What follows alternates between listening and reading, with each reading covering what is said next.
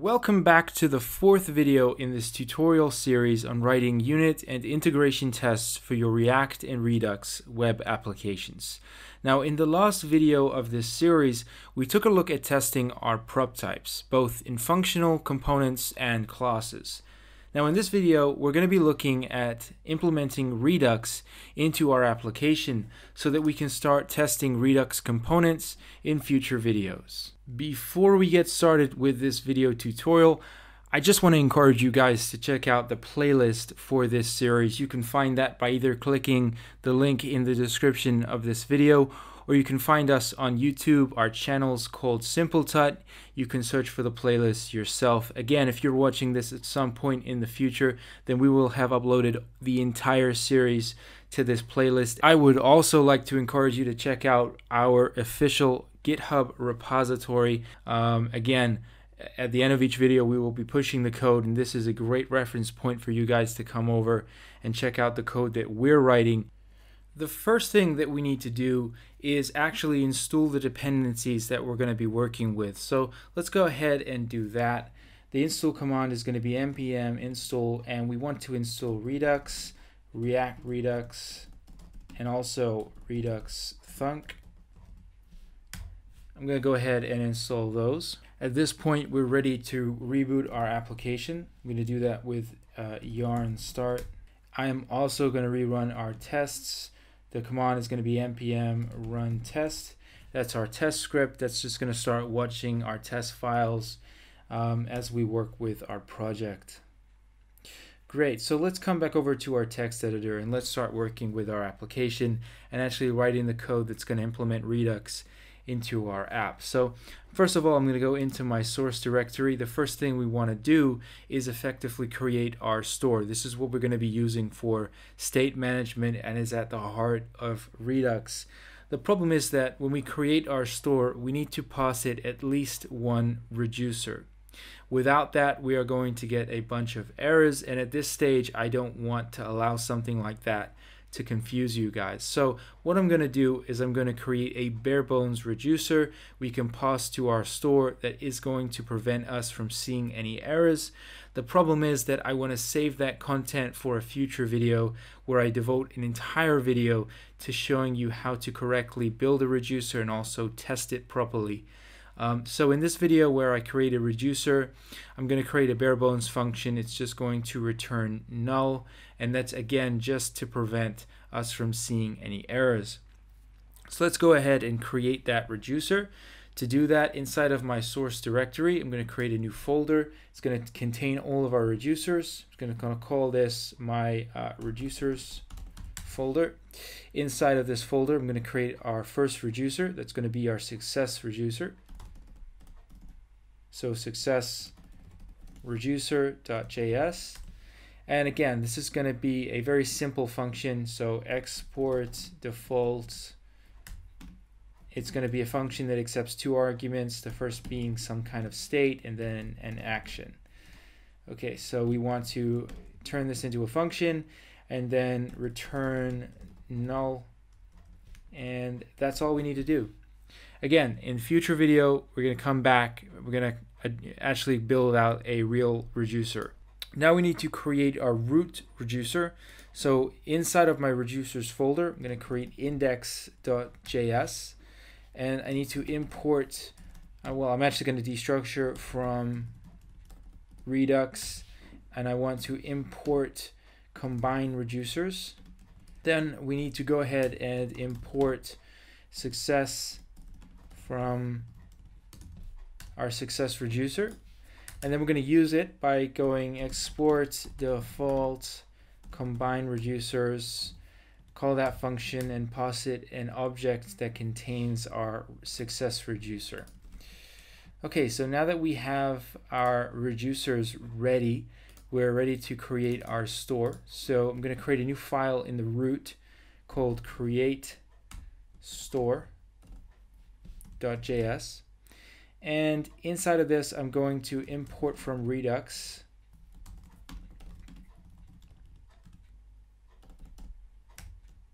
and I'm going to import create store. And then I'm going to go ahead and import our root reducer. So I'm going to actually import this as root reducer, and I'm going to import that from from reducers, and inside of that we have our index.js. Great. So now we need to create our store. So to do that, I'm going to export const store, and that is going to equal our create store function. And all we need to do is pass it our root reducer. Okay, so we have just created our store. Next thing that we need to do is go over to the entry point of our application, which is index.js, and we need to wrap our app with a provider and then pass the store. So we need to first of all import from React Redux, and we need to import the provider, and we also need to import our store that we just created from create store. So we'll go ahead and import store, and then all we need to do is we just need to wrap our app with our provider. So I'm just going to go ahead and do that, and then we just need to pass our store to our provider. At this point, we have successfully implemented Redux into our application. However, what we haven't done is thought about middlewares, and that is something that we are going to be looking at in future videos and using in this application. Now, we've already installed the dependency that we require, which is Redux Thunk. We did that at the start of this video. So let's go back over to our store and actually use that. So to do that, I'm going to have to import Redux Thunk at the top of the file. So I'm going to go ahead and do that. So import Redux Thunk from Redux Thunk. And then all we need to do is actually pass the store our middleware. So to do that, I'm going to create a new function that will create our store and apply our middleware. However, what I want to do is I want to think ahead, and when I actually go to create our tests, I want to use the same middlewares in our real-world application and within our tests. So I'm going to create a separate array that contains just our middleware, and we're going to pass that to our store in both our real-world application, and then also we're going to use that in our tests, because I don't want to just have to mock our middleware.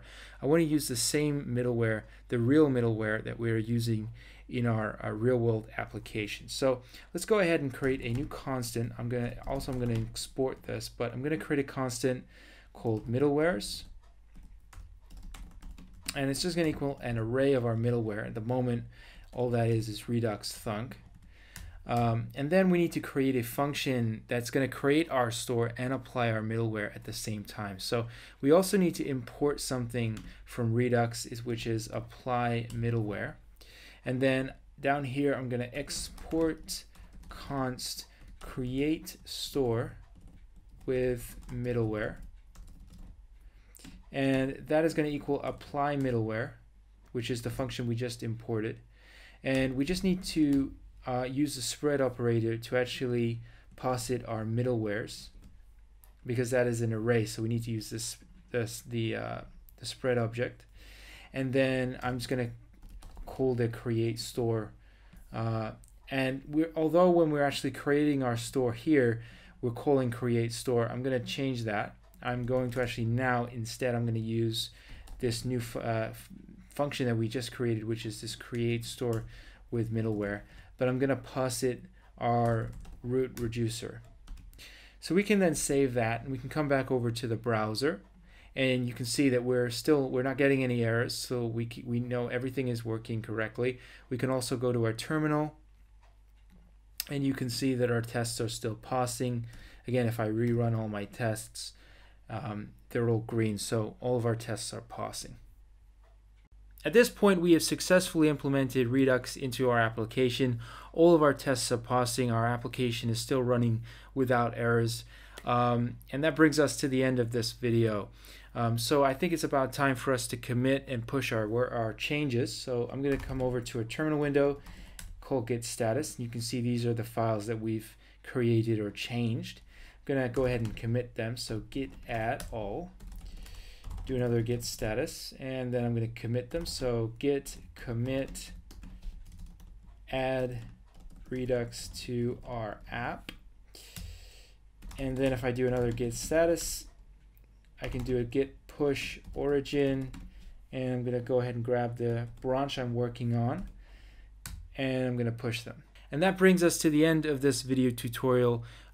Again, the aim of this video was just to implement Redux into the application so that in future videos we can work with Redux and I can show you how to test the various different Redux components that we're going to be working with. Now again, before I end this video, I'd just like to encourage you to go and check out the playlist for this tutorial series. If you haven't already, please do watch our previous videos. Please like, comment, and subscribe. And of course, as you just saw, at the end of each video, we do commit and push the code that we write to the official repository for this project. You can find that by visiting our GitHub page, which is github.com/simpletut, and finding the repository. Again, there'll be a direct link in the description of this video.